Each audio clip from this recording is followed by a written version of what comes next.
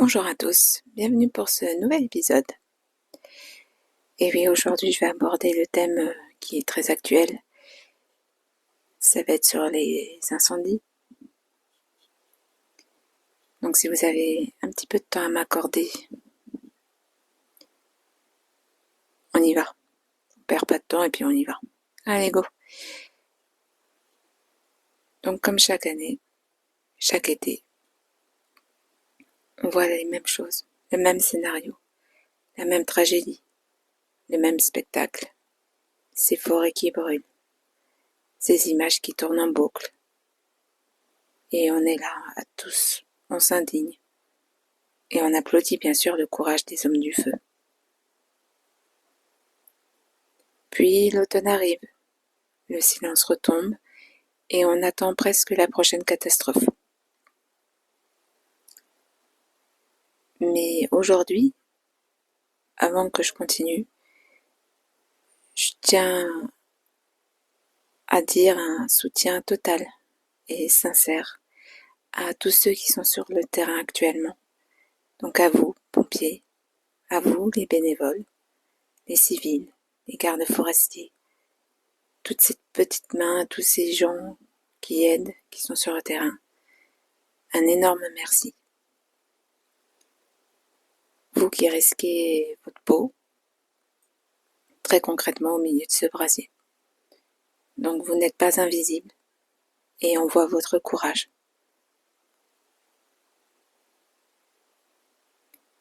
On entend aussi votre lassitude face à un système qui vous demande toujours beaucoup, avec trop souvent des moyens insuffisants ou très mal coordonnés.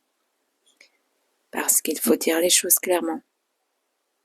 Le problème n'est pas seulement le feu. Le problème, c'est l'absence de stratégie durable. On nous répète que c'est trop complexe, qu'il n'y a pas d'argent. La vraie question, ce n'est pas seulement de savoir combien ça coûte au départ, c'est de savoir combien coûte l'inaction. Notre pays a des compétences. Elle a la technologie, elle existe, les pépinières existent et les bras existent. Et surtout, les bases ne sont pas inventées de zéro. La prévention incendie est déjà très encadrée. Des obligations de débroussaillement existent. Et plusieurs territoires testent déjà des outils de détection avancés. Mais ce qui manque souvent, ce n'est pas l'idée, c'est la continuité, la coordination. C'est la capacité à tenir un effort dans la durée. Alors voilà, une approche simple, réaliste et structurée que je peux proposer ou j'ai eu un peu l'idée. C'est en 3 piliers. Le premier, la prévention passive ou replanter intelligemment. On ne protège pas une forêt en plantant n'importe quoi, n'importe où, juste pour faire du volume. Non. La composition des essences compte énormément. L'idée, c'est de privilégier des zones tampons avec des feuillus adaptés, des paysages plus diversifiés et des aménagements pensés pour ralentir la progression du feu. Dans certains cas, cela peut aussi passer par du pastoralisme local, de l'entretien régulier et une gestion fine des lisières.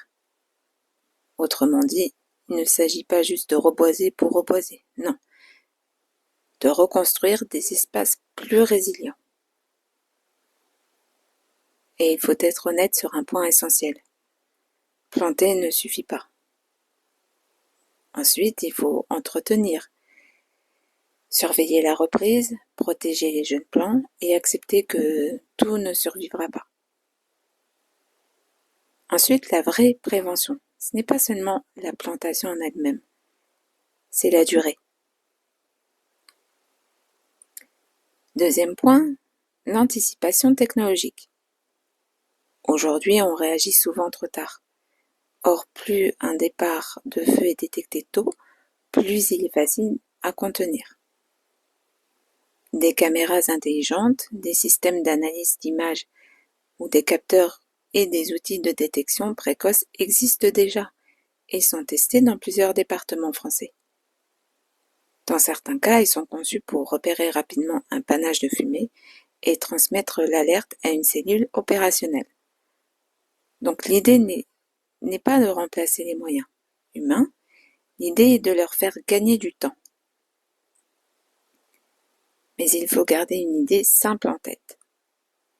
La technologie n'a de valeur que si elle est reliée à une vraie chaîne d'action. Donc, détecter un début d'incendie, c'est utile. Encore faut-il qu'une alerte arrive vite aux bonnes personnes et qu'une réponse soit organisée immédiatement. Sans ça, un bon outil reste juste un bon outil. Il ne devient pas une stratégie. Et enfin, dernier point, un modèle économique clair et une transparence totale. Protéger un massif forestier, ou au moins ses zones les plus sensibles, peut en effet coûter cher. Mais il faut comparer ce coût à celui d'un incendie, à la perte de biodiversité, aux dégâts sur les habitations, aux infrastructures détruites et aux années de reconstruction derrière. Le bon raisonnement, ce n'est pas de promettre un chiffre magique, c'est de montrer qu'investir en amont peut éviter des pertes bien plus lourdes qu'ensuite. Pour les entreprises, il peut y avoir également un intérêt concret.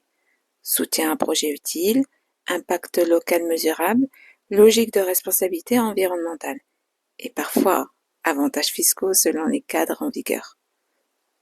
Pour les assurances aussi, la prévention peut être plus rationnelle que le remboursement de gros sinistres. Mais cette fois, il faut une exigence absolue, celle de la transparence. Chaque euro doit être suivi, chaque action doit être documentée, chaque projet doit être vérifiable. Le public doit pouvoir savoir où va l'argent, qui fait quoi, sur quelle surface et avec quels résultats. Et les angles morts qu'on oublie un peu trop souvent. On parle beaucoup des flammes, on parle moins des causes humaines du quotidien. Les travaux, les machines, lignes électriques, les négligences, les fameux mégots, mais aussi les comportements très imprudents. On parle beaucoup de replantation, mais on parle moins de l'entretien dans la durée, de la protection contre le gibier, de la mortalité des jeunes arbres et du coût réel de la maintenance. On parle beaucoup de technologie, mais on parle moins de l'organisation humaine derrière, du temps de réaction, de la coordination locale et de la formation. On parle beaucoup d'écologie, mais on parle moins des conflits d'usage, propriétaires privés, accès de secours, pastoralisme, chasse, arbitrages locaux, et on parle encore trop rarement du risque le plus classique, le projet vitrine.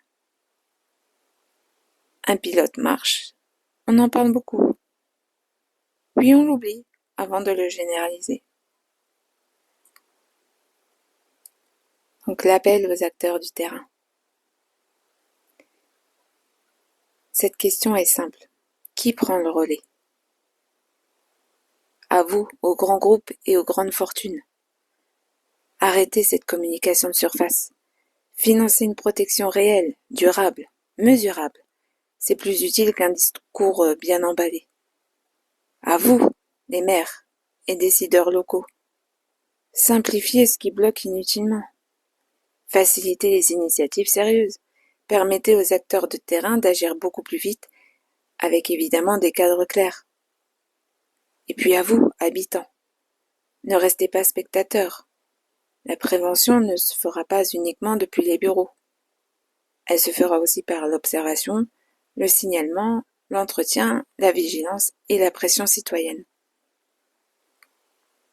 En gros, ce projet, c'est pas une utopie. Et ce n'est pas non plus une solution miracle. C'est une stratégie possible, concrète et progressive. Et surtout une stratégie qui mérite d'être enfin prises au sérieux. L'argent, la technologie et les compétences existent.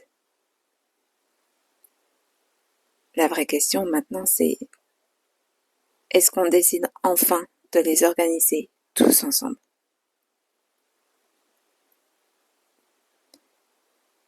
Sur ce, je vous souhaite à tous une agréable journée. Prenez bien soin de vous, faites attention, soyez vigilants et à bientôt.